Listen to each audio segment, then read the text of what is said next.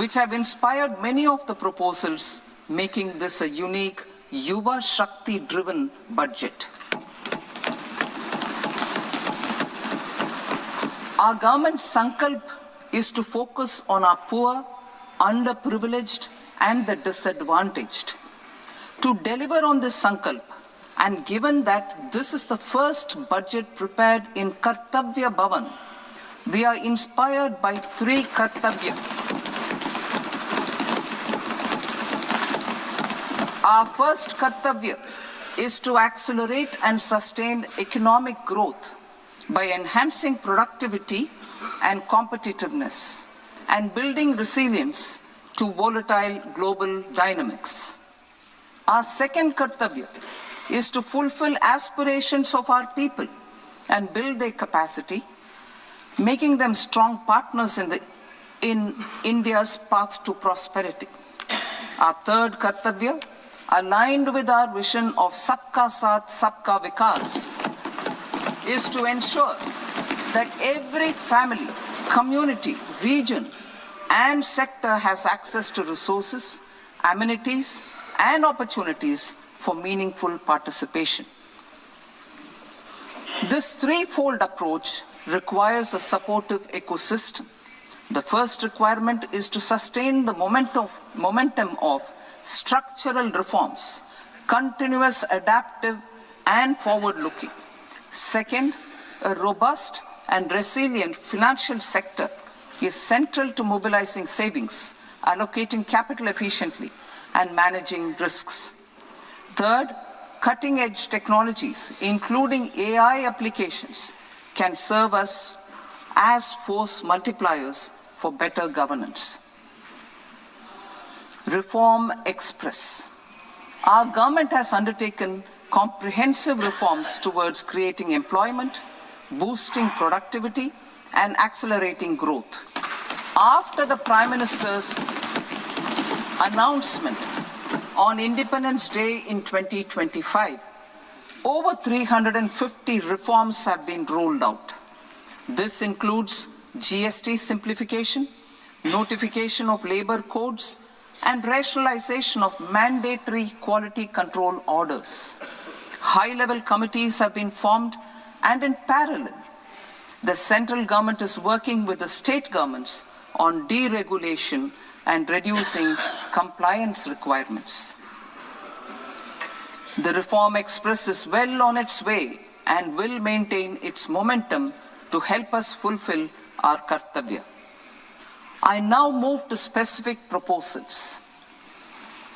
Under our first Kartavya, to accelerate and sustain economic growth, I propose interventions in 6 areas. 1. Scaling up manufacturing in 7 strategic and frontier sectors. 2. Rejuvenating legacy industrial sectors. 3. Creating champion MSMEs. 4. Delivering a powerful push for infrastructure. 5. Ensuring long-term security and stability. And 6. Developing city economic regions. Scaling up of manufacturing in 7 strategic and frontier sectors. Biopharma Shakti, meaning biopharma strategy for health advancement through knowledge, technology, and innovation. India's disease burden is observed to be shifting towards non-communicable diseases like diabetes, cancer, and autoimmune disorders. Biologic medicines are key to longevity and quality of life at affordable costs. To develop India as a global biopharma manufacturing hub,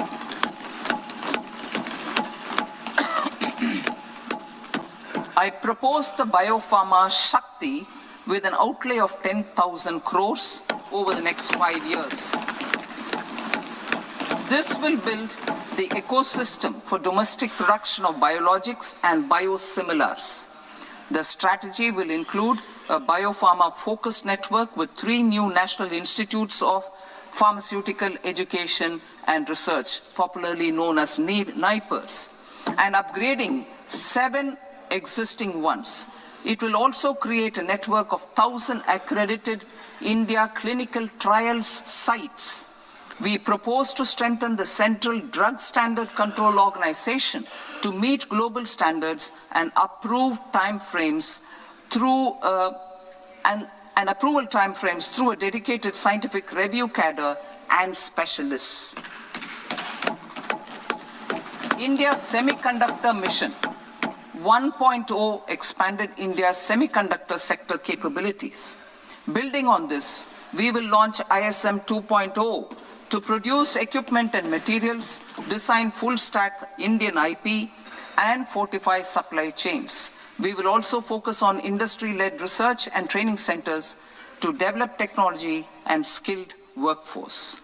The Electronics Components Manufacturing Scheme, launched in April 2025 with an outlay of 22,919 crores, already has investment commitments at double the targets. We propose to increase the outlay to 40,000 crores to capitalize on this momentum.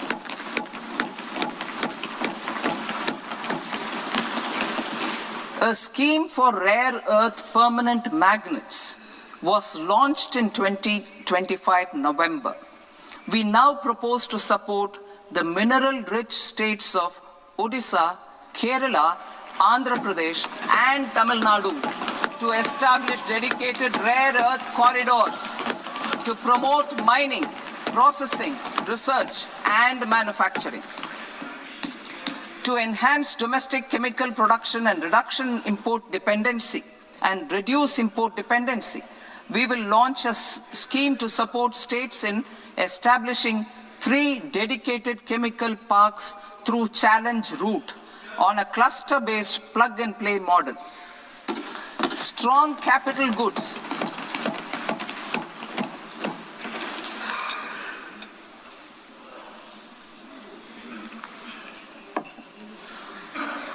Strong capital goods capability is a determinant of productivity and quality across different sectors.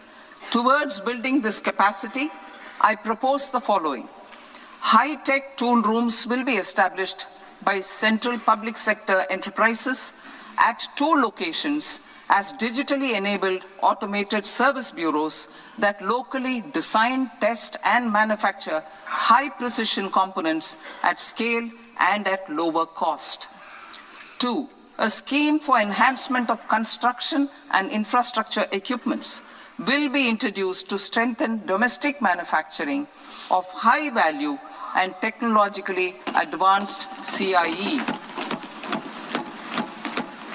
This can range from lifts in a multi-storied apartment or firefighting equipment in multiplexes, large or small, and to tunnel boring equipments for building metros and high-altitude roads.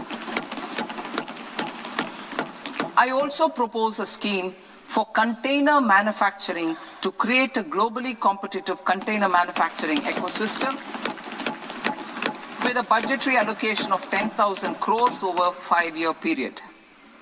For the labor-intensive textile sector, I propose an integrated program with 5 subparts.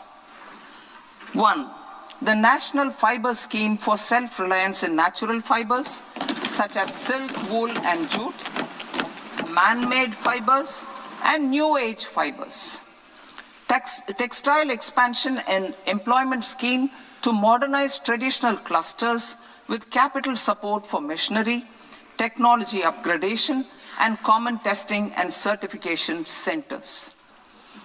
3. The National Handloom and Handicraft Program to integrate and strengthen existing schemes and ensure targeted support for weavers and artisans.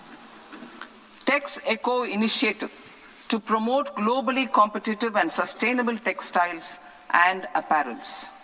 Samarth 2.0 to modernize the upgrade the textile skilling ecosystem through collaboration with industry and academic institutions.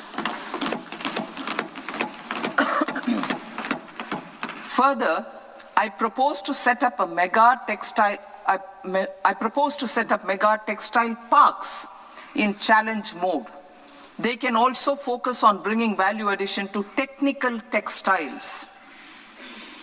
I propose to launch the Mahatma Gandhi Gram Swaraj initiative to strengthen khadi, handloom, and handicrafts. This will help in global market linkage and branding. It will streamline and support training, skilling, quality of process, and production. This will benefit our weavers, village industries, one district, one product, ODOP initiative, and also our rural youth. India has the potential to emerge as a global hub for high quality, affordable sports goods.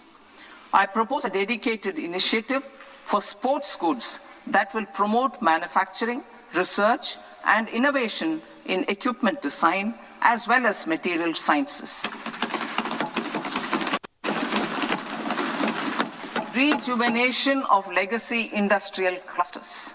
I propose to introduce a scheme to revive 200 legacy industrial clusters to improve their cost competitiveness and efficiency through infrastructure and technology upgradation.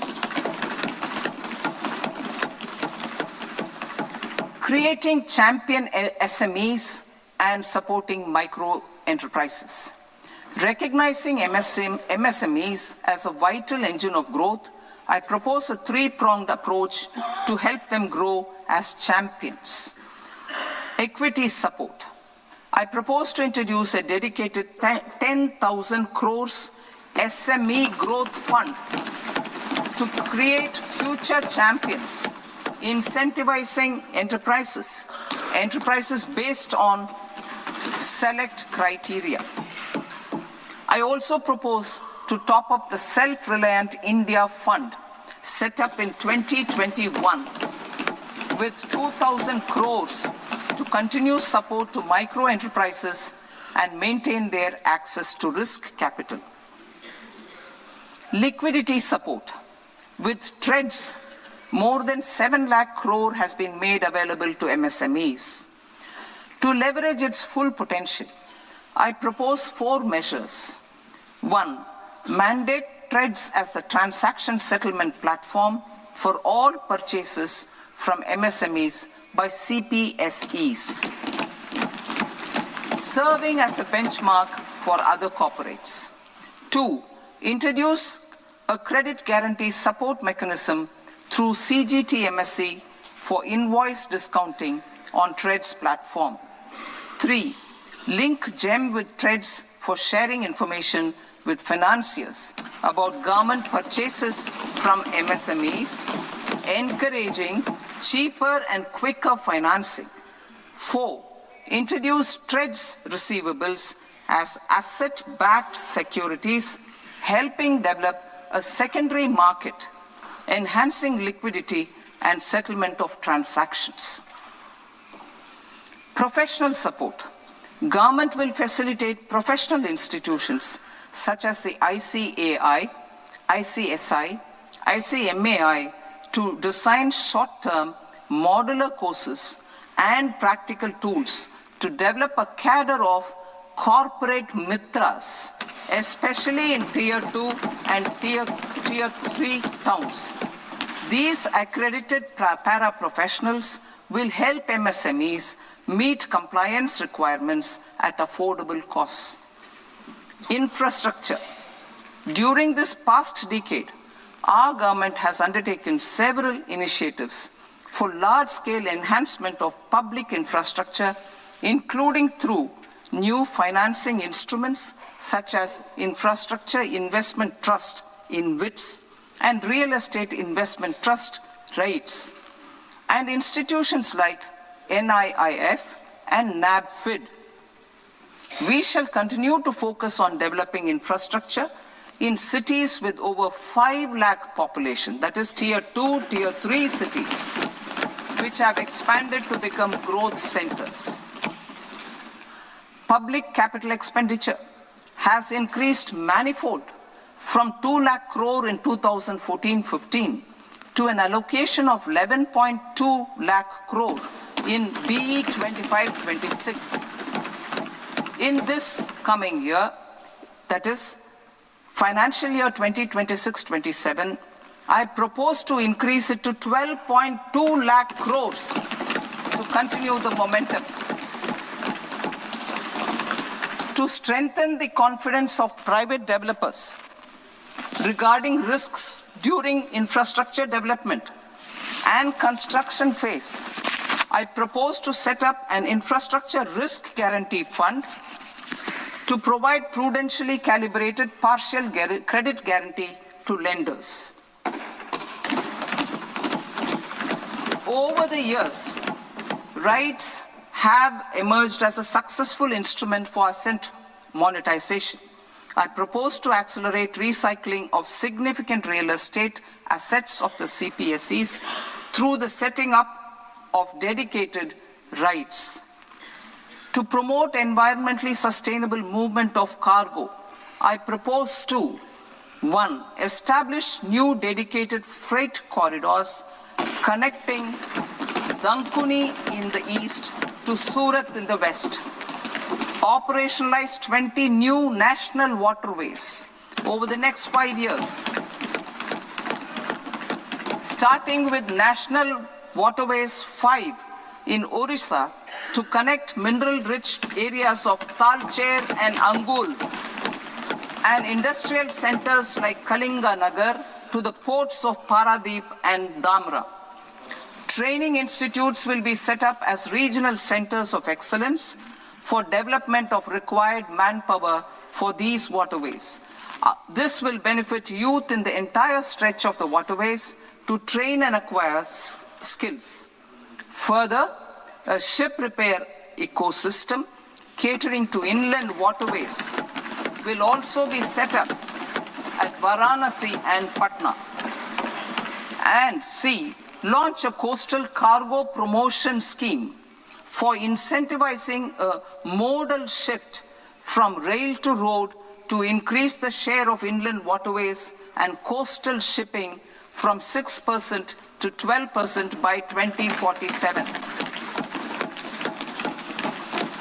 To enhance last mile and remote connectivity and promote tourism, I propose to give incentives to indigenize manufacturing of seaplanes.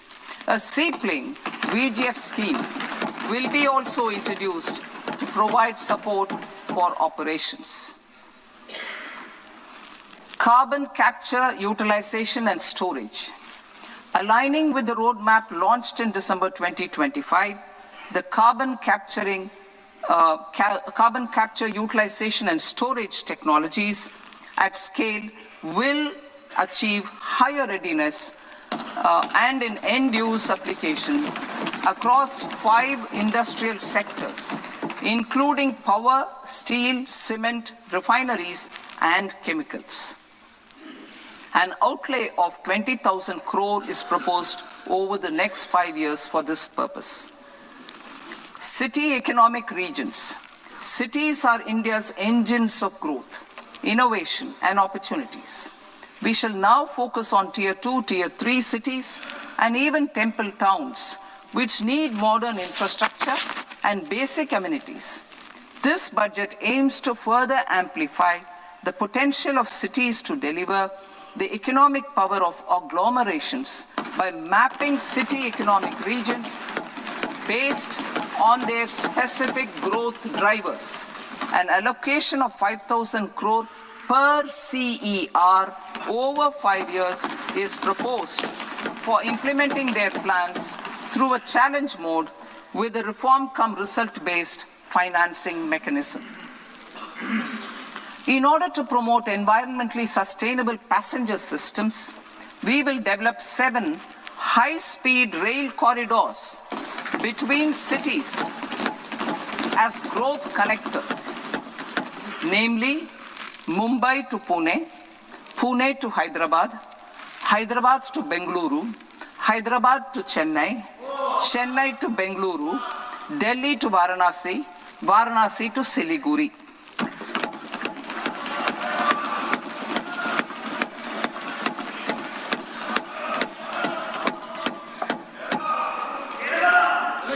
Financial sector.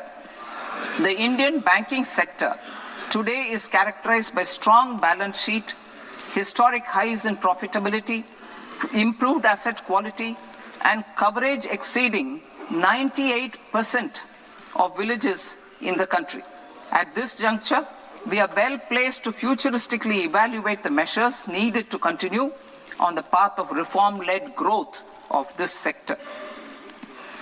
I propose setting up a high-level committee on banking for Vikasit Bharat.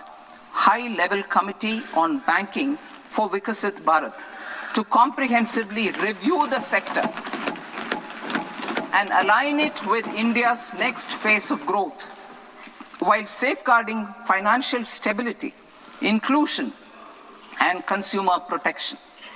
The vision for NBFCs for Vikasit Bharat has been outlined with clear targets for credit disbursement and technology adoption in order to achieve scale and improve efficiency in the public sector NBFCs. As a first step, it is proposed to restructure the Power Finance Corporation and Rural Electrification Corporation. I propose a comprehensive review of the foreign exchange management non-debt instruments rules to create a more contemporary, user-friendly framework for foreign investments consistent with India's evolving economic priorities. Corporate bond market. I propose to introduce a market-making framework with suitable access to funds and derivatives on corporate bond indices. I also propose to introduce total return swaps on corporate bonds. Municipal bonds. To encourage the issuance of municipal bonds of higher value by larger cities, I propose an incentive of 100 crore rupees for a single bond issuance. 100 crore rupees for a single bond issuance of more than 1,000 crore. The current scheme under Amrit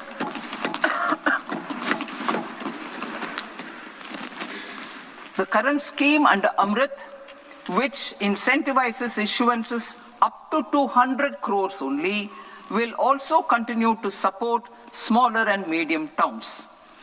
That will also continue to support the smaller and medium towns. Ease of doing business. Individual persons resident outside India, PROI, will be permitted to invest in equity instruments of listed Indian companies through the portfolio investment scheme. It is also proposed to increase the investment limit for an individual PROI under the scheme from 5% to 10%, with an overall investment limit for all individual PROIs to 24% from the current 10%. Emerging technologies including AI. 21st century is technology-driven. Adoption of technology is for the benefit of all people. Farmers in the field, women in STEM, youth keen to upskill, and Divyangjan to access newer opportunities. The government has taken several steps to support new technologies through AI Mission, National Quantum Mission, Anusandhan National Research Fund, and Research and Development and Innovation Fund. Our second kartavya is to fulfill aspirations and build capacities. Close to 25 crore individuals have come out of multi-dimensional poverty through a decade of our government's sustained and reform-oriented efforts.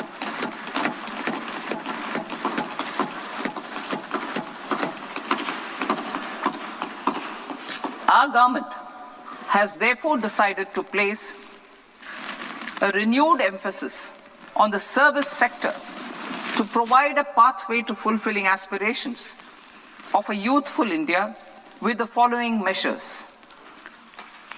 I propose to set up a high-powered Education to Employment and Enterprises Standing Committee to recommend measures that focus on services sector as a core driver of Vikasit Bharat.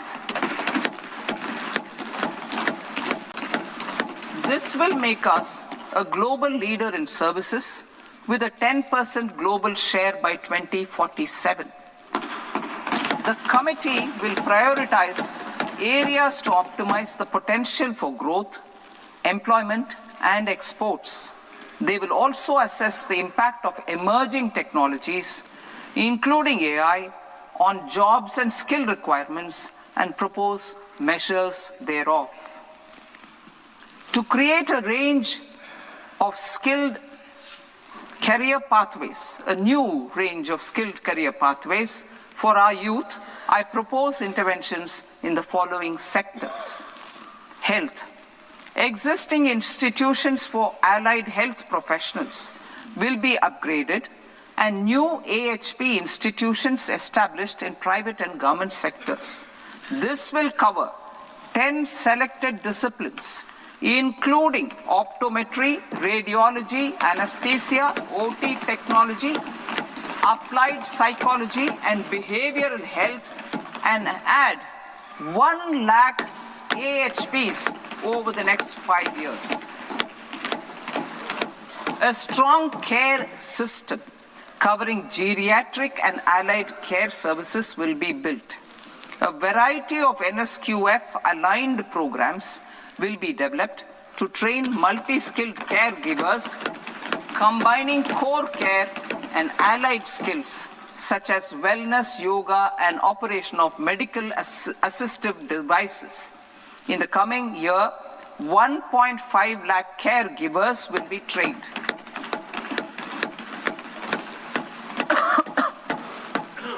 Hubs for medical value tourism. To promote India as a hub for medical tourism services, I propose to launch a scheme to support states in establishing 5 regional medical hubs in partnership with the private sector. These hubs will serve as integrated healthcare complexes that combine medical, educational, and research facilities. They will have Ayush centers, medical value tourism facilitation centers, and infrastructure for diagnostics, post-care, and rehabilitation. These hubs will provide diverse opportunities, job opportunities for health professionals, including doctors and AHPs. Ancient Indian yoga, already respected in several parts of the world, was given a mass global recognition when Honorable Prime Minister took it to the UN. Post-COVID, Ayurveda gained a similar global acceptance and recognition. Exporting quality Ayurveda products helps farmers who grow the herbs and youth who process the products. To meet growing global demand, a few more steps are being taken. I propose to 1. Set up 3 new All India Institutes of Ayurveda. 2. Upgrade Ayush pharmacies and drug testing labs for higher standards of certification ecosystem and make available more skilled personnel. 3. Upgrade the WHO Global Traditional Medicine Center in Jamnagar to bolster evidence-based research, training, and awareness for traditional medicine. Animal husbandry. Livestock contributes to close to 16% of farm income, including of poor and marginal households. To scale up availability of veterinary professionals by more than 20,000, I propose to roll out a loan-linked capital subsidy support scheme for establishment of veterinary and para-veterinary colleges, veterinary hospitals, diagnostic laboratories, and breeding facilities in private sector. Collaboration between Indian and foreign institutions will also be facilitated. Orange economy. India's animation, visual effects, gaming and comics sector, AVGC sector, is a growing industry projected to require 2 million professionals by 2030. I propose to support the Indian Institute of Creative Technologies, Mumbai, in setting up AVGC Content Creator Labs in 15,000 secondary schools all over the country and 500 colleges. The Indian design industry is expanding rapidly, and yet there is a shortage of Indian designers.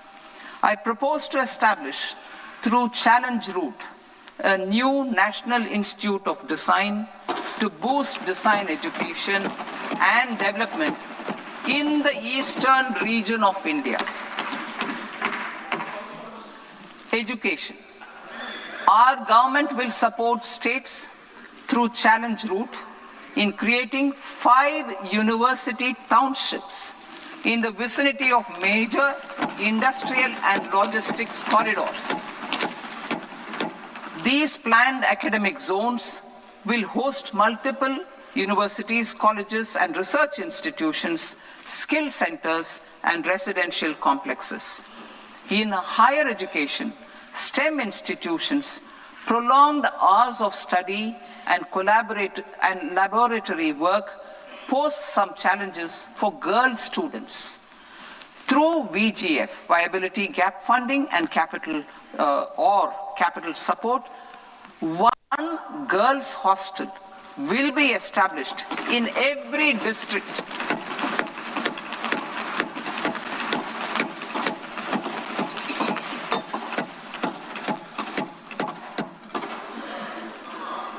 To promote astrophysics and astronomy via immersive experiences. 4 telescope infrastructure facilities will be set up or upgraded. The National Large Solar Telescope, the National Large Optical Infrared Telescope, the Himalayan Chandra Telescope, and the Cosmos 2 Planetarium. Tourism. The tourism sector has the potential to play a large role in the employment generation, forex earnings, and expanding the local economy. I propose to set up a National Institute of Hospitality by upgrading the existing National Council for Hotel Management and Catering Technology. It will function as a bridge between academia, industry, and government.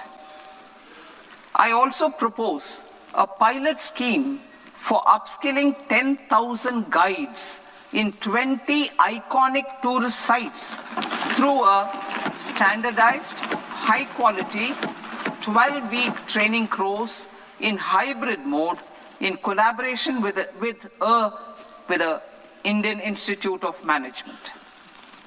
A national destination digital knowledge grid will be established to digitally document all places of significance, cultural, spiritual, and heritage. This initiative will create a new ecosystem of jobs for local researchers, historians, content creators, and technology partners. India has the potential and opportunity to offer world-class trekking and hiking experience.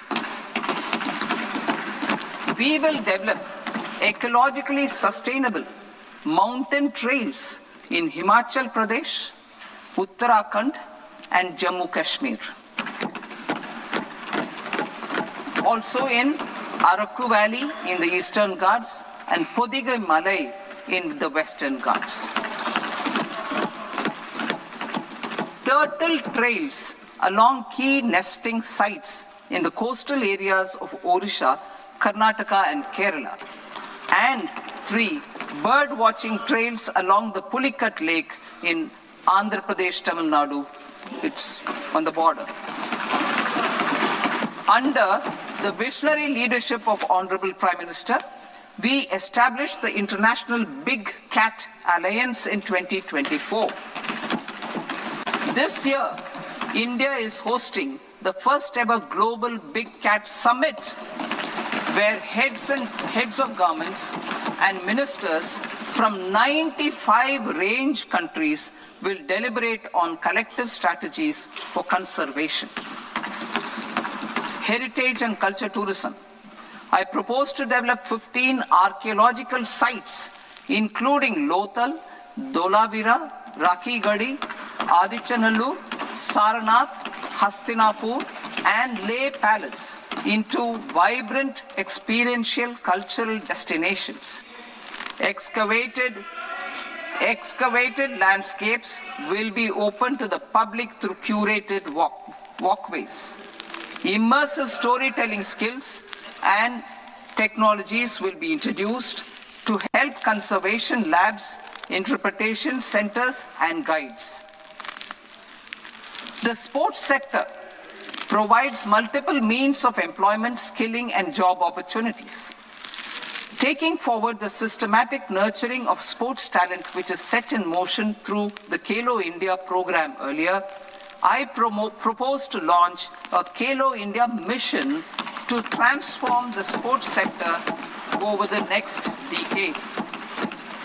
The mission will facilitate an integrated talent development pathway supported by training centers, which are foundational, intermediate, and elite levels. B, systematic development of coaches and support staff. C, integration of sports science and technology. D, competitions and leagues to promote sports culture and provide platforms. And E, development of sports infrastructure for training and competition. Our third Kartavya aligns with our vision of Sabka Saath, Sabka Vikas towards Vikasit Bharat. This requires targeted efforts for 1, increasing farmer incomes through productivity enhancement and entrepreneurship, with special attention to small and marginal farmers. B, empowering Divyang Jan through access to livelihood opportunities, training, and high-quality assistive devices. C, empowering the vulnerable to access mental health and trauma care. D, focus on the Purvodaya states and the Northeast region to accelerate development and employment opportunities. Fisheries. We will undertake initiatives for integrated development of 500 reservoirs and Amrit Sarovars. 2, strengthen the fisheries value chain in coastal areas and enable market linkages involving startups and women-led groups together with fish farmer producer organizations. Animal husbandry. To provide quality employment opportunities in rural and peri-urban areas, we will support the animal husbandry sector in entrepreneurship development through A, credit-linked subsidy program, B, scaling up and modernization of livestock enterprises, C, enhanced creation of livestock, dairy, and poultry, enhanced creation of livestock, dairy, and poultry-focused integrated value chains, and D, encourage creation of livestock farmer-producer organizations. High-value agriculture. To diversify farm outputs, increase productivity, enhance farmers' incomes, and create new employment opportunities, we will support high-value crops such as coconut, sandalwood, cocoa, cashew in the coastal areas, agar trees in Northeast, and nuts such as almonds, walnuts, and pine nuts in our hilly regions. These, all of them, will be supported. India is the world's largest producer of coconuts. About 30 million people including nearly 10 million farmers, depend on coconuts for their livelihood. To further enhance competitiveness in coconut production, I propose a coconut promotion scheme to increase production and enhance productivity through various interventions, including replacing and non-productive trees with new saplings or plants or varieties in major coconut growing states. A dedicated program is proposed for Indian cashew and cocoa to make India self-reliant in raw cashew and coconut production and processing, enhance export competitiveness, and transform Indian cashew and Indian cocoa into premium global brands by 2030. Sandalwood. Sandalwood is closely linked to India's social and cultural heritage. Our government will partner with state governments to promote focused cultivation and post-harvest processing to restore the glory of the Indian sandalwood ecosystem, to rejuvenate old, low-yielding orchards, and expand high-density cultivation of walnuts, almonds, and pine nuts. We will support a dedicated program to enhance farmer incomes and in bringing value addition by engaging youth. Bharat Vistar, that is virtually integrated system to access agricultural resources. I propose to launch Bharat Vistar, a multilingual AI tool that shall integrate the AgriStack portals and the ICAR package on agricultural practices with AI systems. This will enhance farm productivity, enable better decisions for farmers, and reduce risk by providing customized advisory support. She Marts for rural women-led enterprises. Building on the success of Lakpati Didi program, I propose to help women take the next step from credit-linked livelihoods to being owners of enterprises. Self-help entrepreneur, She Marts will be set up as community-owned retail outlets within the cluster-level federations through enhanced and innovative financing instruments. Empowering Divyangjan. Divyangjan Kaushal Yojana. Information technology, AVGC sectors, hospitality and food and beverages sectors often offer task-oriented and process-driven roles which are suitable for Divyangjan. We will ensure dignified livelihood opportunities through industry-relevant and customized training specific to each Divyangjan group. Divyang Sahara Yojana. Timely access to high-quality assistive devices for all eligible Divyangjan is a fundamental need. I propose to 1. Support the Artificial Limbs Manufacturing Corporation of India, Alimco, to set up and to scale up production of assistive devices, invest in R&D and AI integration, strengthen PM Divyasha Kendras, and support setting up of assistive technology marts as modern retail style centers where Divyangjan and senior citizens can see, try and purchase assistive products. Reaffirming our commitment to mental health and trauma care. There are no national institutes for mental health care in North India. We will therefore set up a NIMHANS 2 and also upgrade national mental health institutes in Ranchi and in Tezpur as regional apex institutions.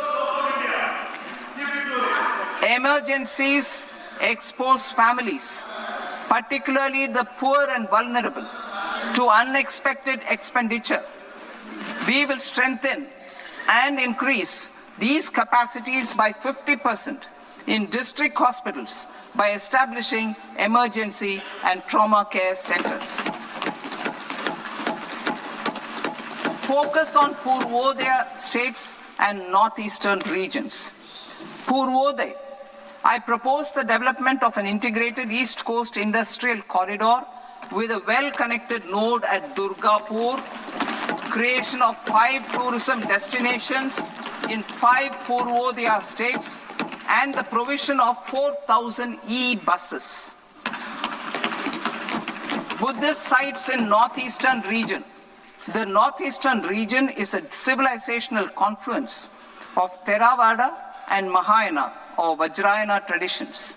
I propose to launch a scheme for development of Buddhist circuits in Arunachal Pradesh, Sikkim, Assam, Manipur, Mizoram, and Tripura.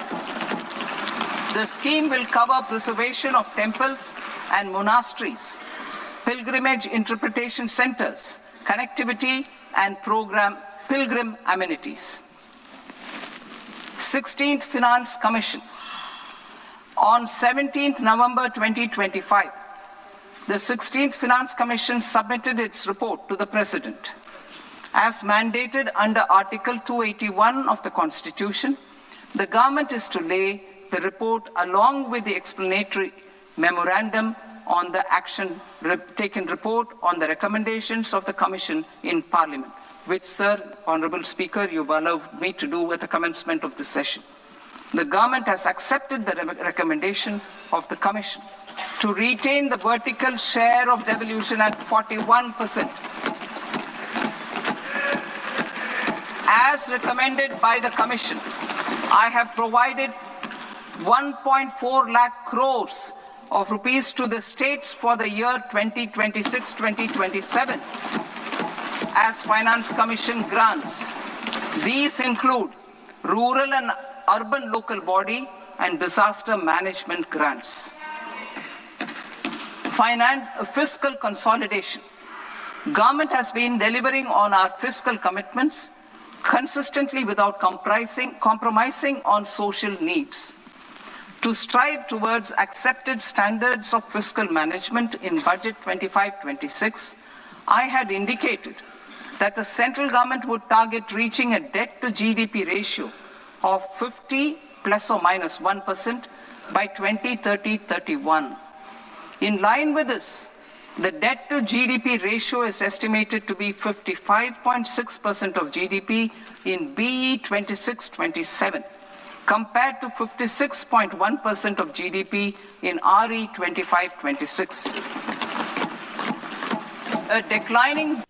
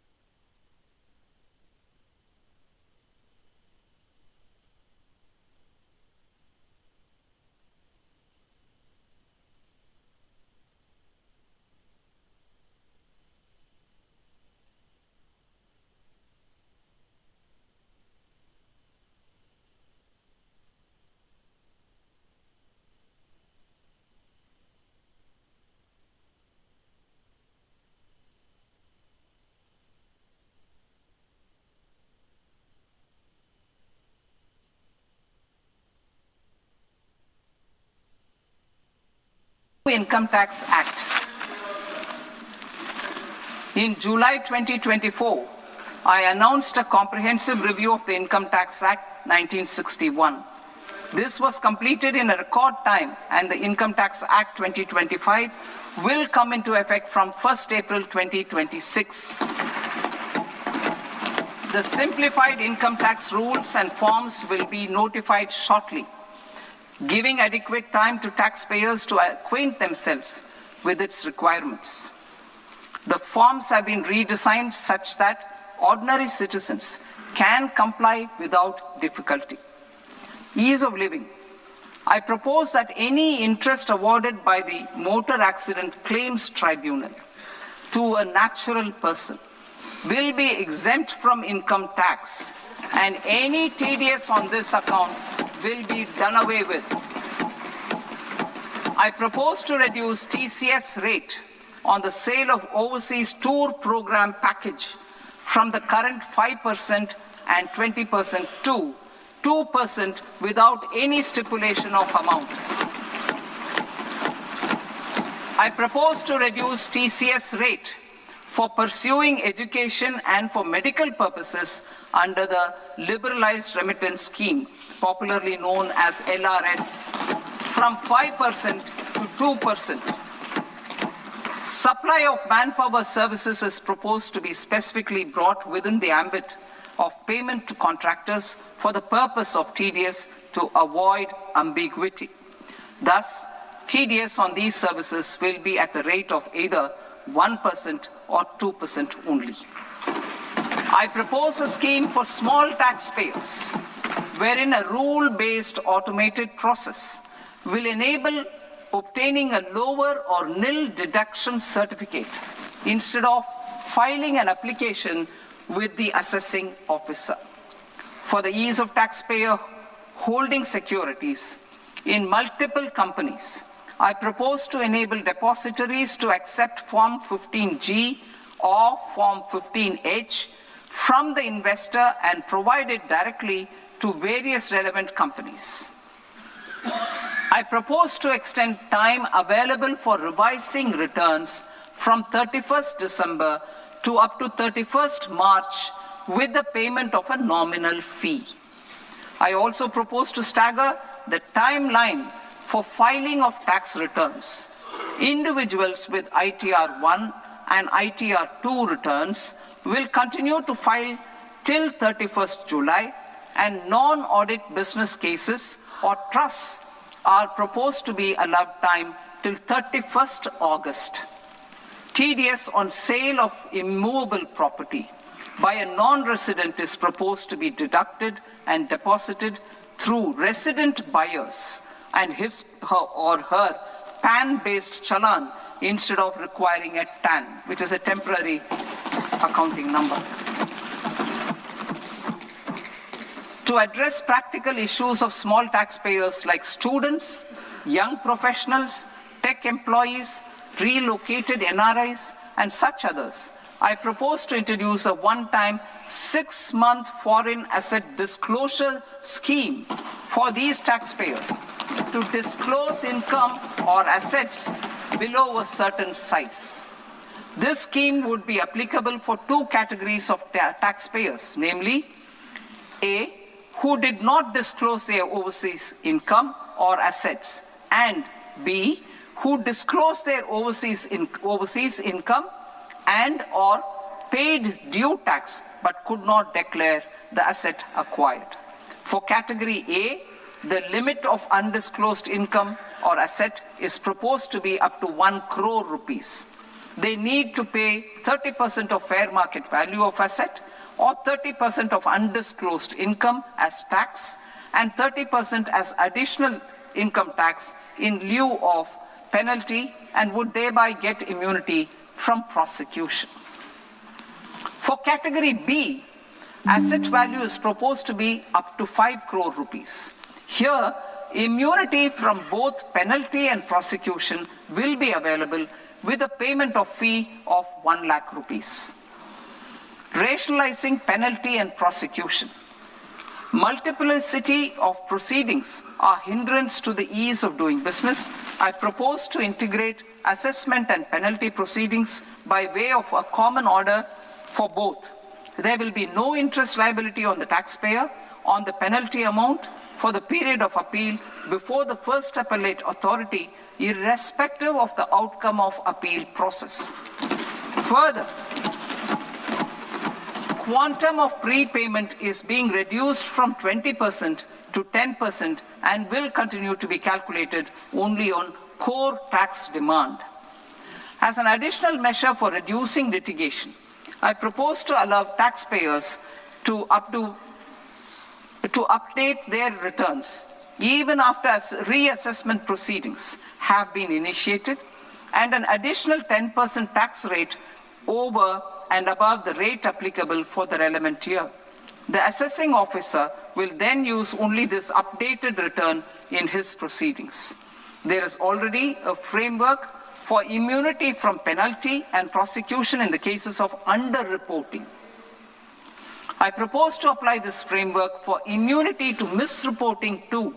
However, in such a case, the taxpayer will need to pay 100% of the tax amount as an additional income tax over and above the tax and interest due. Penalties for certain technical defaults, such as failure to get accounts audited, non-furnishing of transfer pricing audit report, and default in furnishing statement for financial transactions, are proposed to be converted into fee.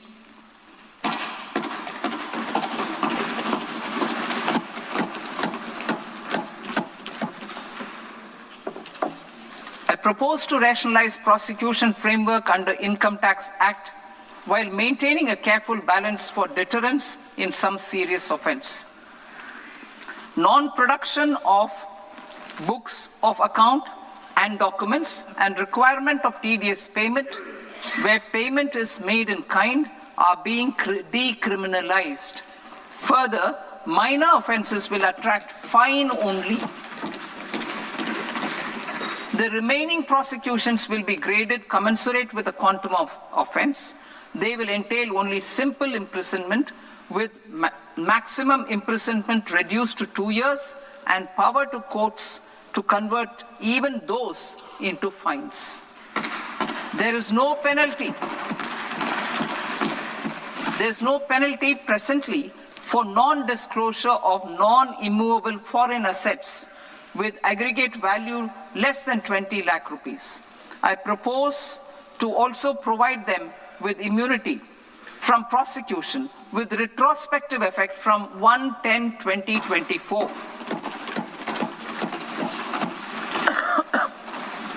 Cooperatives. Deduction is already allowed to a primary cooperative society engaged in supplying milk, oilseeds, fruits or vegetables raised or grown by its members. I propose to extend this deduction to also include supply of cattle feed and cotton seed produced by its members. I propose to allow inter-cooperative society dividend income as deduction under the new tax regime to the extent it is further distributed to its members. I further propose to allow exemption for a period of 3 years to dividend income received by a notified national cooperative federation on their investments made in companies up to 31/1/2026. This exemption would be allowed only for dividends further distributed to its member cooperatives. Supporting IT sector as India's growth engine.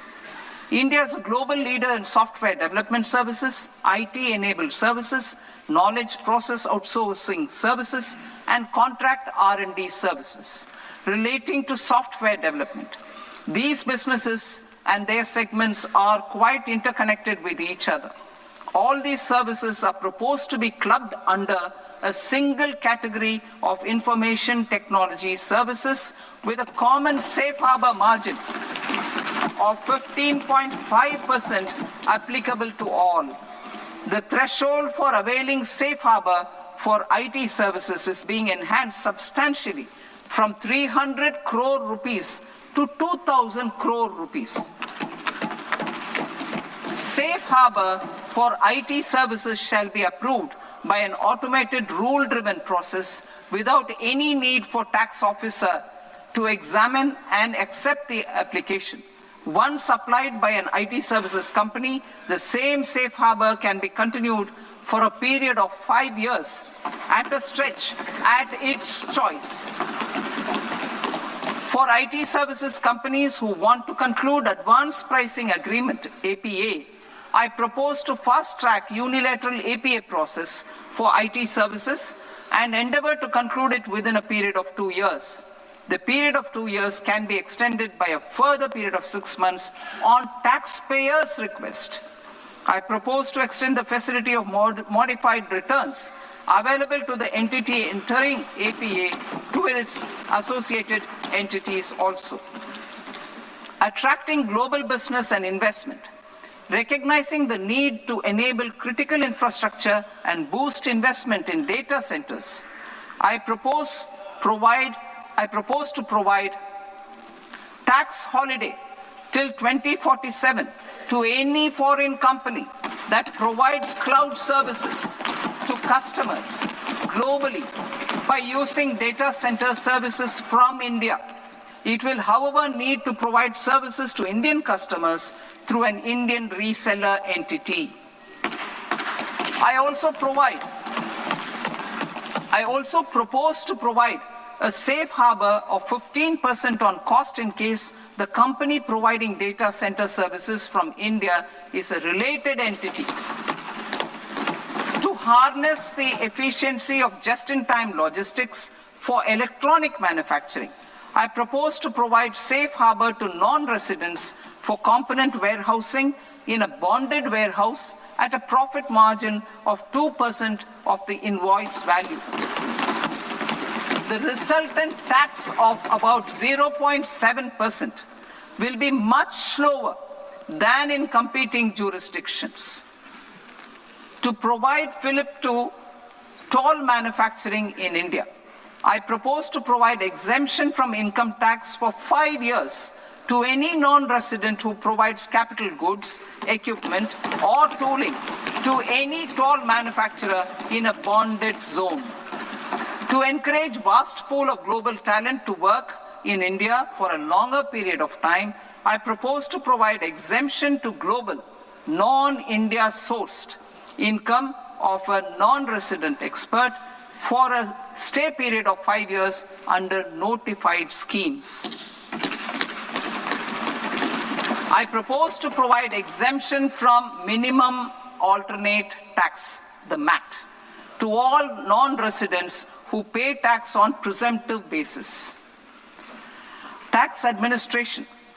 I propose to constitute a joint committee of Ministry of Corporate Affairs and Central Board of Direct Taxes for incorporating the requirements of income computation and disclosure standards, the ICDS, in the Indian Accounting Standards, IND AS itself. Separate accounting requirement based on ICDS will be done away with from the tax year 27-28. To support Prime Minister Modi's vision of homegrown accounting and advisory firms to become global leaders, I propose to rationalize the definition of accountant for the purposes of safe harbor rules. Other tax proposals. Change in taxation of buyback was brought in to address the improper use of buyback route by promoters. In the interest of minority shareholders, I propose to tax buyback for all types of shareholders as capital gains. However, to disincentivize misuse of tax arbitrage, promoters will pay an additional buyback tax. This will make effective tax 22% for corporate promoters. For non-corporate promoters, the effective tax will be 30%. TCS rate for sellers of specific goods, namely alcoholic liquor, scrap and minerals will be rationalized to 2%, and that on tendu leaves will be reduced from 5% to 2%. I propose to raise the STT on futures to 0.05% from the present 0.02%. STT on options premium and exercise of options are both proposed to be raised to 0.15% from the present rate of 0.1% and 0.125% respectively. We reformed the taxation landscape for corporates in 2019 by providing them a simplified regime with lower tax rate so that they could productively focus on business rather than on claim of deductions and exemptions. To encourage companies to shift to the new regime, set off of brought forward MAT credit, minimum alternate tax credit, is proposed to be allowed to companies only in the new regime. Set off using available MAT credit is proposed to be allowed to an extent of 1/4 of the tax liability in the new regime. MAT is proposed to be made final tax, so there will be no further credit accumulation from 1st April 2026. In line with this change, the rate of final tax is being reduced to 14% from the current MAT rate of 15%. The brought forward MAT credit of taxpayers accumulated till 30th March 2026 will continue to be available to them for set-off as above. Indirect taxes. I shall now take up proposals related to indirect taxes. My proposals for customs and central excise aim to further simplify the tariff structure, support domestic manufacturing, promote export competitiveness, and correct inversion in duty. To continue weeding out long-continuing customs duty exemptions, I propose to remove certain exemptions on items which are being manufactured in India or where the imports are negligible. Similarly, to further simplify the process of ascertaining the rate of duty applicable on a particular item, I propose to incorporate certain effective rates in various customs notifications to the tariff schedule itself. I shall now take up sector-specific proposals. Promotion of exports of marine, leather, and textile products. I propose to increase the limit for duty-free imports of specified inputs used for processing seafoods for export from the current 1% to 3% of FOB value of the previous year's export turnover. I also propose to allow duty-free imports of specified inputs, which is currently available for exports of leather or synthetic footwear, to exports of shoe uppers as well.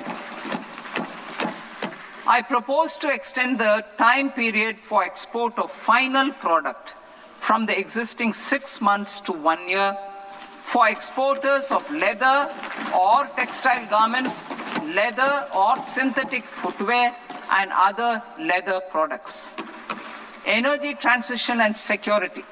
I propose to extend the basic customs duty exemption given to capital goods used for manufacturing lithium-ion cells for batteries to those used for manufacturing lithium-ion cells for battery energy storage systems also. I propose to exempt basic customs duty on import of sodium antimonate for use in manufacture of solar glass. Nuclear power. I propose to extend the existing basic customs duty exemption on imports of goods required for nuclear power projects till the year 2035 and expand it for all nuclear plants irrespective of their capacity. critical minerals, it is proposed to provide basic customs duty exemption to the import of capital goods required for the processing of critical minerals in India. Biogas blended CNG. I propose to exclude the entire value of biogas while calculating the central excise duty payable on biogas blended CNG. Civil and defense aviation. I propose to exempt basic customs duty on components and parts required for the manufacture of civilian training and other aircrafts. It is proposed to exempt basic customs duty on raw materials imported for the manufacture of parts of aircraft to be used in maintenance, repair, or overall requirements by units in the defense sector. Electronics. To deepen value addition in the consumer electronics sector, I propose to exempt basic customs duty on specified parts used in the manufacture of microwave ovens. Special economic zone. To address the concerns arising about utilization of capacity by manufacturing units in the special economic zones due to global trade disruptions, I propose as a special one-time measure to facilitate sales by eligible manufacturing units in SEZs to the domestic tariff area at concessional rates of duty. The quantity of such sales will be limited to a prescribed proportion of their exports. Necessary regulatory changes will be undertaken to operationalize the measures while ensuring level playing field for the units working in the DTA. Ease of living. To rationalize the customs duty structure for goods imported for personal use, I propose to reduce the tariff rate on all dutiable goods imported for personal use from 20% to 10%. To provide relief to patients, particularly those suffering from cancer, I propose to exempt basic customs duty on 17 drugs or medicines. I propose also to add 7 more rare diseases for the purposes of exempting import duties on personal imports of drugs, medicines, and food for special medical purposes used in their treatment. Customs process. India's role and share in the global trade is poised for a major leap in line with our ambition and journey towards Vikasit Bharat. In this regard, I propose many measures for custom processes to have minimal intervention for smoother and faster movement of goods and greater certainty to the trade. Trust-based systems. I propose to enhance duty deferral period for Tier 2 and Tier 3 authorized economic operators, known as AEOs, from 15 days to 30 days. I propose to provide eligible manufacturer importers the same duty deferral facility. This should encourage them to get themselves accredited as a full-fledged Tier 3 AEO in due course. To provide greater certainty and for better business planning, I propose to extend validity period of advance ruling binding on customs from the present 3 years to 5 years. In the spirit of the whole of government approach,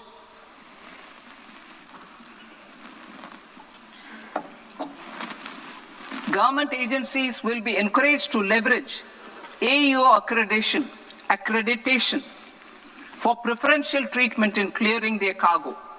Regular importers with trusted long-standing supply chains will be recognized in the risk system so that the need for verification of their cargo every time can be minimized. Export cargo using electronic sealing. Export cargo using electronic sealing will be provided through clearance from the factory premises to the ship. For import of goods not needing any compliance, filing of bill of entry by a trusted importer and arrival of goods will automatically notify customs for completing their clearance formalities. This will enable goods to be released immediately on arrival. The customs warehouse framework will be transformed into a warehouse operator-centric system with a self-declarations, electronic tracking, and risk-based audit. These reforms will move away from the current system of officer-dependent approvals and reduce transaction delays and compliance costs. Ease of doing business. Approvals required for cargo clearance from various government agencies will be seamlessly processed through a single and interconnected digital window by the end of the financial year. Processes involved in clearance of food, drugs, plant, and animal and wildlife products, accounting for about 70% of interdicted cargo, will be operationalized on this system by April 2026 itself. For goods not having any compliance requirement, clearance will be done by customs immediately after online registration is completed by the importer, subject to the payment of duty.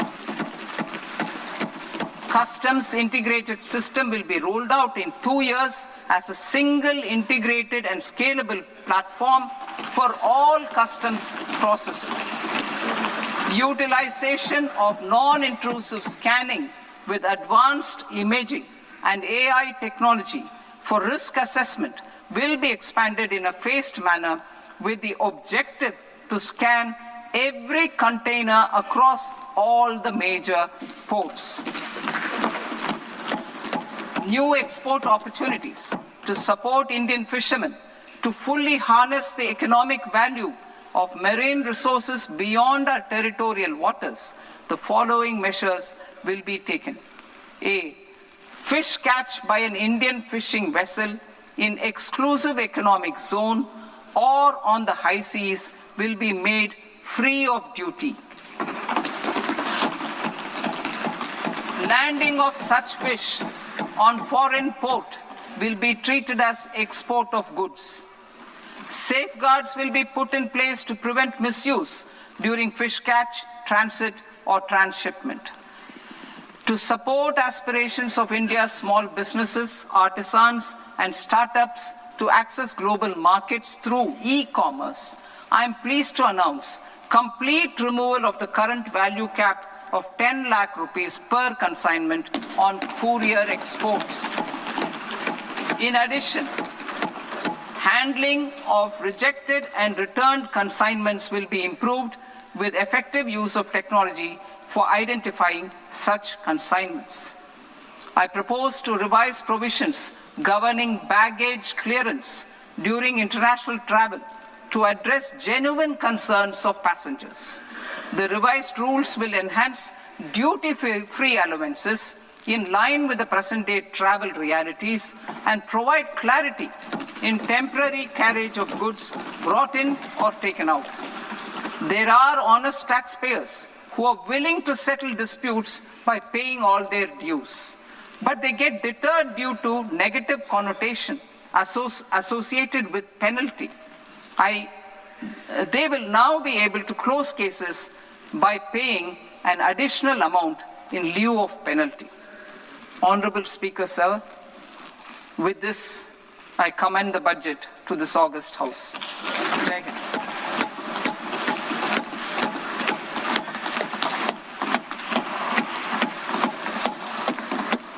One and a half hours. Item number 3, माननीय वित्त मंत्री जी.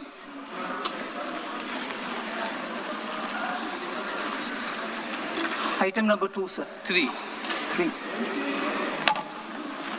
Sir, with your permission, I rise to lay on the table of the following statements under Section 3, 1 of the Fiscal Responsibility and Budget Management Act of 2003. medium-term fiscal policy cum fiscal policy strategy statement, and macroeconomic framework statement. Item number 4, माननीय वित्त मंत्री जी. Sir, with your permission, I move for leave to introduce the Finance Bill 2026. प्रश्न ये कि विधेयक को पुनर्स्थापित करने की अनुमति प्रदान की जाए. जो सदस्य इस पक्ष में हाँ गए, जो सदस्य विरोध में ना गए, मेरे विचार में निर्णय हाँ वालों के पक्ष में, हाँ वालों के पक्ष में अनुमति प्रदान की जाती है. माननीय मंत्री जी, अब विधेयक पूरे स्थापित करें. Sir, I introduce the bill. माननीय सदस्य, आपको सूचित किया जाता है कि माननीय वित्त मंत्री जी के बजट भाषण की कॉपी पब्लिकेशन काउंटर पर ली जाती है. बजट भाषण और बजट से संबंधित दस्तावेज आपके मोबाइल फोन और मेंबर पोर्टल्स पर ही उपलब्ध है. सभा की कार्रवाई कल सोमवार दिनांक 2 फरवरी 2026 को प्राप्त 11 बजे तक के लिए स्थगित की जाती है.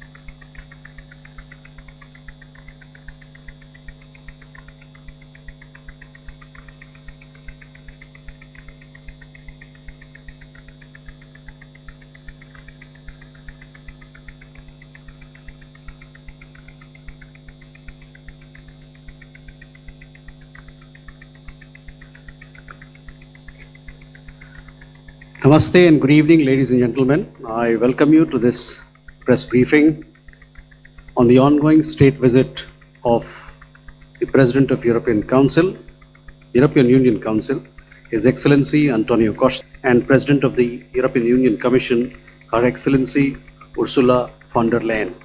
For this press briefing, we have with us Honorable Commerce Minister of India, Shri Piyush Goyal, and he is joined by Foreign Secretary Shri Vikram Mishri, as also Commerce Secretary Shri Rajesh Agarwal. With that, I invite Foreign Secretary to make his opening remarks. Sir, the floor is yours. Thank you, indeed. Good evening to all of you.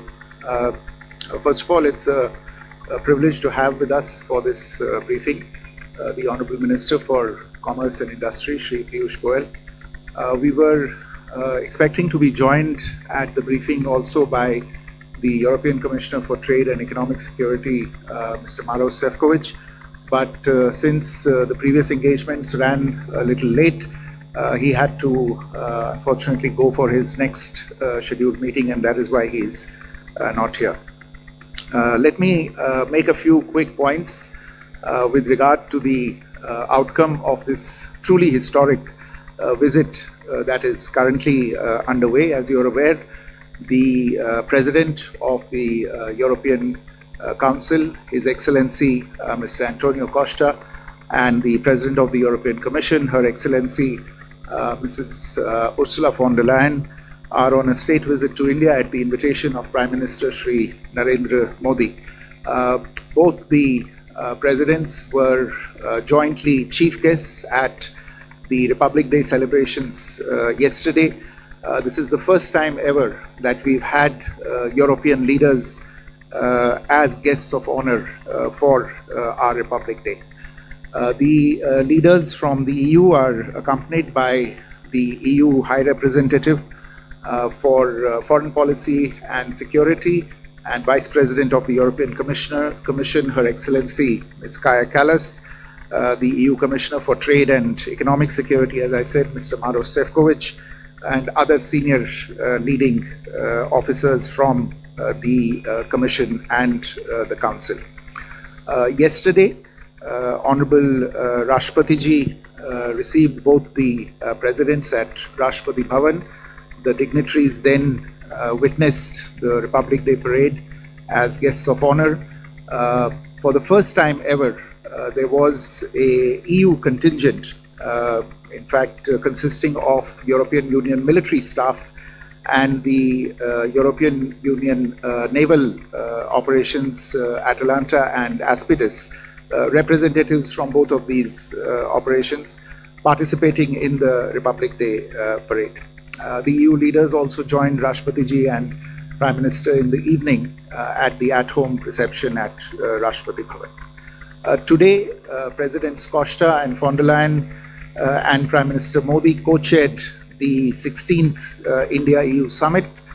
They held detailed bilateral talks both in the restricted format and in the delegation level format. Prime Minister hosted a luncheon in honor of the visiting presidents. There were several key documents that were signed and exchanged before the leaders, including, as you have all come to know by now, the joint announcement on the conclusion of the negotiations of a landmark and historic India-EU free trade agreement, and equally important security and defense partnership agreement between the two sides, and an MOU on comprehensive framework on cooperation on mobility, among others. Prime Minister and President von der Leyen also addressed the India-EU Business Forum in Bharat Mandapam, where more than 100 CEOs from both the sides participated.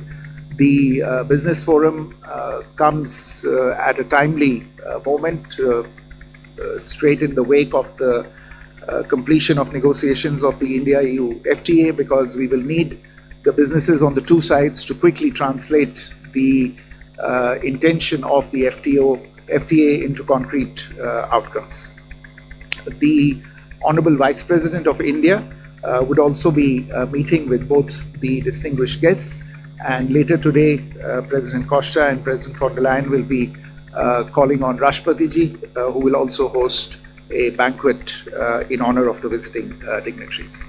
Let me very quickly give you a broad context and flavor of this visit and the outcomes thereof. The outcomes are deeply strategic in nature, and I would urge you to look at each of the outcomes for its specific significance in the overall scheme of things between India and the European Union. Over the last decade, relations between India and the European Union have grown steadily. They have grown not just in scale, but in significance as well, as evidence from the level and the frequency of contacts and engagements between the two sides. In our fast-changing world, the strategic partnership between India and the EU has a value beyond the bilateral context, particularly as we witness shifts in the global economic, technological, and strategic landscape. As the world's second and fourth largest markets, India and the EU also have very high stakes on all critical global challenges of the day, including overdependence and concentration of global manufacturing and supply chains on a limited set of geographies, an ineffective multilateral system, emerging multipolarity, and growing protectionist tendencies in different parts of the world. And therefore, as two large pluralistic democracies and open market economies, our leaders have resolved to take this very strategic partnership forward for mutual benefit and for the greater good of the global population as a whole. Our relations got a very big boost last year with the historic visit of the EU College of Commissioners, which facilitated a whole-of-government approach to our most immediate priorities, which include some of the outcomes today. And in fact, we've seen very substantial outcomes today, underlining the strategic importance that both sides attach to the bilateral relationship and to further elevating the India-EU strategic partnership. Today's summit, the 16th India-EU summit, was held after a gap of about 5.5 years. And as I said, it is a milestone not only in terms of the outcomes, but also the quality of the outcomes, but also their numbers and the potential impact that they have. The leaders announced the successful conclusion of negotiations of the India-EU FTA. Trade and economic ties are central to this strategic partnership. EU as a bloc is one of the largest bilateral trading partners of India. Bilateral trade in 24-25 was close to $136 billion, with Indian exports of $76 billion and imports of $60 billion. Services trade between the two sides is around $83 billion. The FTA that was whose negotiations were concluded and announced today will have a transformative role beyond boosting bilateral trade. They will boost investment, strengthening of supply chain integration, and support of sustainable growth on both sides. It is important to note that despite these obviously impressive numbers that are already there in the bilateral context, there has always been enormous room for growth in the bilateral relationship, room that was hitherto unexplored and which will now be leveraged to mutual benefit by the two sides. A second very important outcome of today's meeting, especially in the overall strategic context of the relationship, is the EU-India Security and Defence Partnership, which was signed and exchanged today.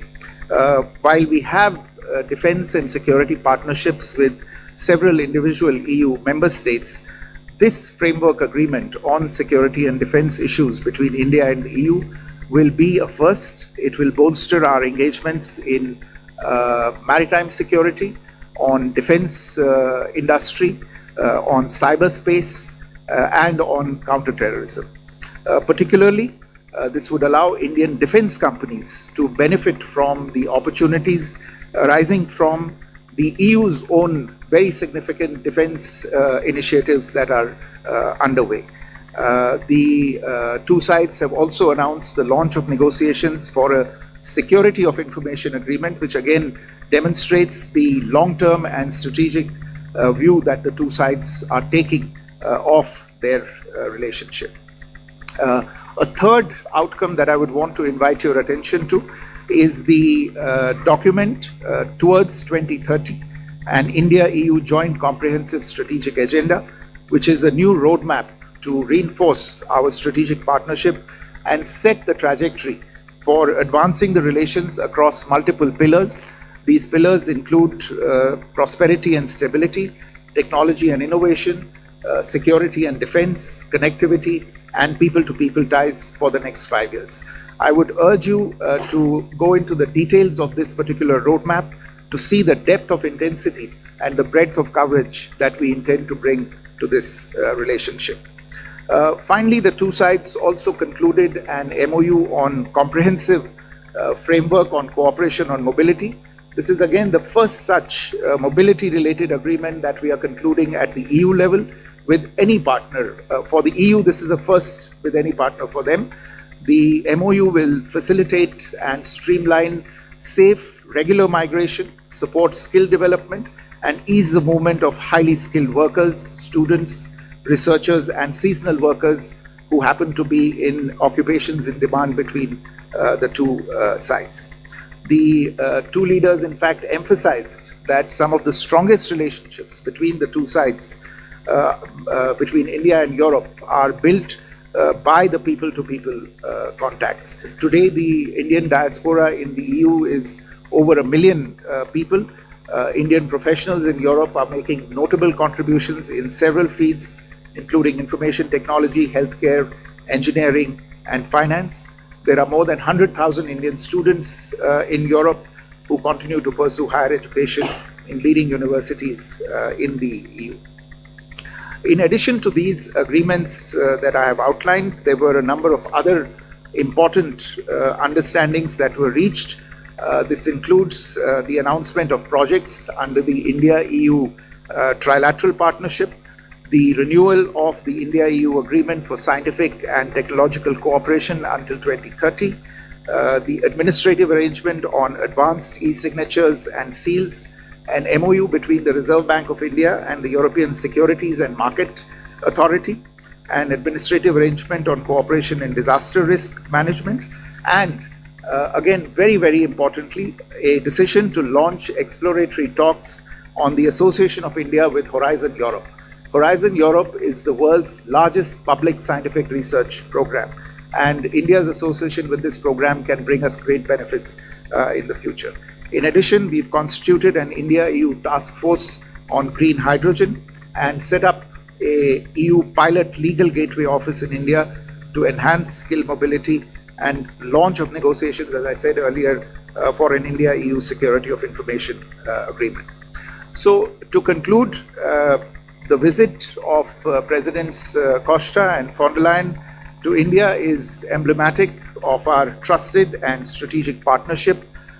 We are confident that this visit will instill further momentum to deepening of India-EU ties, create more business opportunities, lead to job creation and intensified cooperation in education and scientific research, opportunities for students, enhanced mobility for professionals and highly skilled workers, and open a new chapter in security and defense cooperation between India and the EU. I want to end by citing two quotations from the leaders at the meeting. President von der Leyen said that the world is waiting for more from EU and India. So this was really an expression of the potential that is there in this deeply strategic relationship that the two sides are now beginning to explore much more fully. And Prime Minister said during his intervention during the talks that the EU and India have put in place a blueprint for shared prosperity. I think these are the indicators of the sentiment behind the meeting today. Again, an indication of the strategic significance of this visit and of the outcomes that have marked this visit. I'll stop here. Honorable Minister would like to brief you further on the key outcome. Thank you, Vikram. And I'd like to begin by congratulating 1.4 billion brothers and sisters in India. 140 crore देशवासियों को बधाई देना चाहूँगा. Just like Foreign Secretary just articulated in great detail, this visit is extraordinary. It goes far beyond a free trade agreement. It goes far beyond the humongous potential that is being unlocked with the free trade agreement. It is truly a statement of deep partnership and the strategic intent of the European Union and India coming together in a multitude of areas to strengthen our partnership, to work together for the shared prosperity and a better future for 1/3 of humanity. It is a reflection that when 25% of global trade decides to strengthen the strategic partnership, including with the free trade agreement, it unlocks the doors to defense cooperation, greater investments, to cooperation in the field of innovation and science, to further integration of financial markets. And therefore, I would term this visit, as very rightly pointed out by the Honorable Foreign Secretary, as a game-changing and transformational visit in terms of the strategic partnership between European Union and India. And therefore, I think congratulations are in order to Honorable Prime Minister Shri Narendra Modi ji, to Her Excellency Ms. Ursula von der Leyen, the President of the European Commission, and His Excellency Mr. Antonio da Costa, the President of the European Council. They have provided visionary leadership, which has further been strengthened with colleagues from almost all parts of government in both the European Union and India. Everybody playing their role to prepare the roadmap and lay the foundation for a very powerful economic, geopolitical, and strategic partnership of the 21st century.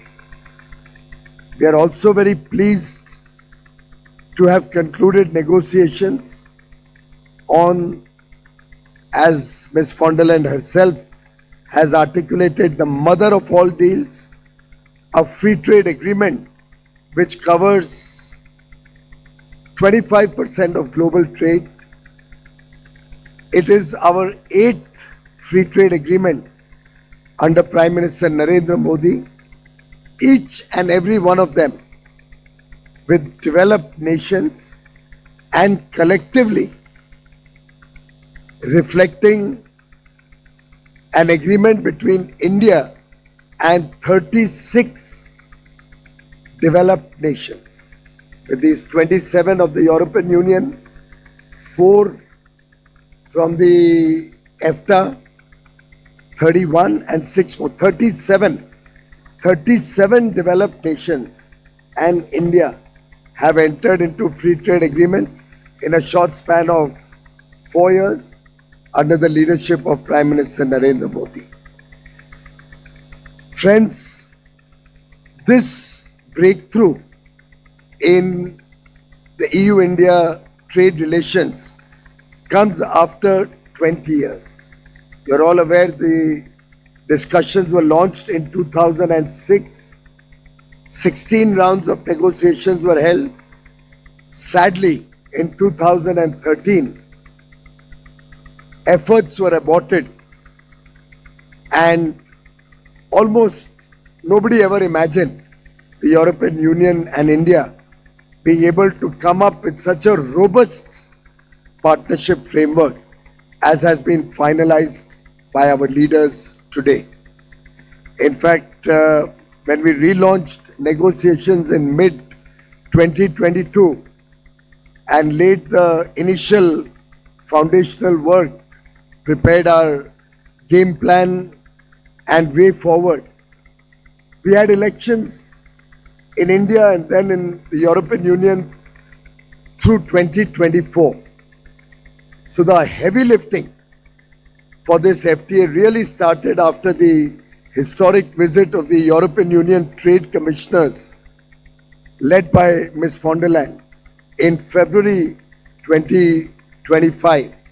And I think it's been the labor of love of the entire government in European Union and India, burning the midnight oil, persevering, working in a spirit of cooperation, India negotiating with self-confidence, both sides agreeing to focus on what is good for both set of countries, the European Union and India, leaving the sensitive issues aside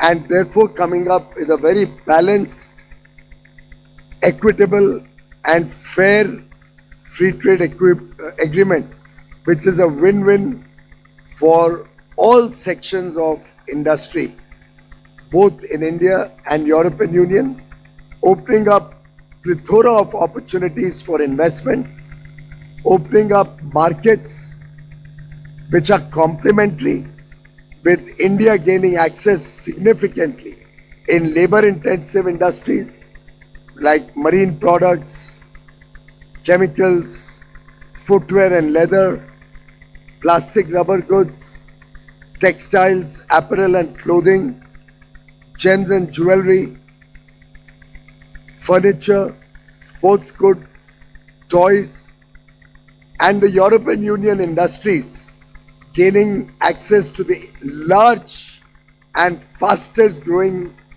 economy of India in innovation, technology, sectors of precision engineering, and areas where India continues to look for partnerships and technologies from across the world. Friends, this agreement covers almost 99% of the total exports that are sent from India to the European Union and about 97% plus of the total exports from European Union to India, something which is unprecedented and reflects the strength and the depth of this agreement. We have tried to address the asymmetry in economic development between the two nations with different per capita incomes, with transitional periods, but ultimately focusing on the complementary strengths of both economies, such that all 28 countries will stand to benefit. Collectively, the European Union today imports nearly $6.5 trillion worth of goods and nearly $3 trillion worth of services. India plays a very small role in that. Our total exports are currently just about 1.5% of the goods import into Europe and barely 2.5% of the services import into Europe. With this massive opening up of opportunities, the European Union has also opened up many new sectors. India has opened up many new sectors in the services space. We can see a big thrust to the services sector. As I said, on marine products, almost 94% of the tariff lines and almost the entire value of goods that are exported are going to get duty-free access. As I said before, areas like textiles, apparel, home decor, furnishing, where India has very serious labor-intensive interests, 100% of the European market will be open for business from day one. And I can give you more details, but we have furnished those details to all the members of the press, whether it's furniture and lighting or other consumable goods. Almost all of our exports are going to get duty-free access from day one. Likewise, for toys, for sports goods, for railway components, aircraft parts, also in leather and footwear. These are areas which are of significant interest to India. Similarly, India will open its doors for greater import of auto components, automobiles, wines, spirits, and other areas of interest to the European Union, with both sides having ensured that sensitive items are kept out of the ambit or given sufficient transition period for adjustment of the industry and economic cycles. For example, from the context of the European Union, their interest was more in larger automobiles, since they do not make automobiles which are under 15 or 20,000 euros in big measure. We in India produce largely automobiles which are smaller in size and lower in cost. So we've been able to come to a very amicable understanding where the auto industry in Germany is very happy, getting greater access in a phased manner in areas of their interest, while Indian industry is very happy that we've been able to protect their areas of interest in the smaller and low-cost automobile sector. And this is the story that's been repeated in sector after sector. So I believe we are offering today to the world an agreement which is unprecedented in scale, in terms of market access. It will support Make in India and support industry in the European Union. It opens up plethora of opportunities for investments on both sides. We have seen large investments flow from Europe to India, which can now grow manifold. At the CEO Business Forum, one of our industry conglomerates was mentioning that they have already invested $70 billion in Europe. And therefore, I see this as a partnership where both sides will get a lot of opportunities in trade, in investment. It provides stability of policy, predictability of tariffs and rates, and it provides certainty to business, which is the sine qua non to successful trade and engagement between two large economies. Europe is, of course, a $20 trillion plus economy. India, being the fastest growing large economy, will become a $30 trillion plus economy by 2047 and catch up very rapidly with the developed world, and together we will work for the shared prosperity and better future for 2 billion people in Europe and India. Thank you very much, friends, and I look forward to a very successful journey through trade, through investments, through all the various areas articulated by Foreign Secretary, be it mobility, be it our strategic and defense partnership, be it our innovation partnership, be it our partnership on scientific discovery, research and development, being our partnership to further our interests in multilateral organizations where we work together for the good of humanity. Thank you very much. Thank you, sir. We now open the floor for some questions. Please raise your number or your hand and then I'll identify you. Can we go there? 183.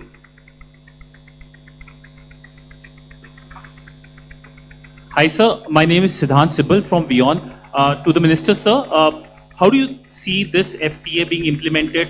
Any timeline, because it has to go through a legal scrubbing through the Parliament as well? And do you think that the signing of the FTA, whenever it happens, will give impetus to other FTAs, including the US FTA? To the Foreign Secretary, sir, it is on the IMEC, how much the conversation was? And to the Commerce Secretary, sir, my question is, was CBAM part of it or is it excluded? Well, I think every agreement stands on its own legs, and this is a wonderful agreement.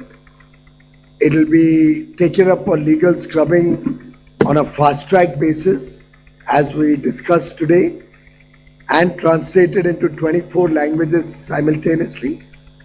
We do hope that we should be able to celebrate the entry into force of this agreement within calendar 2026 itself.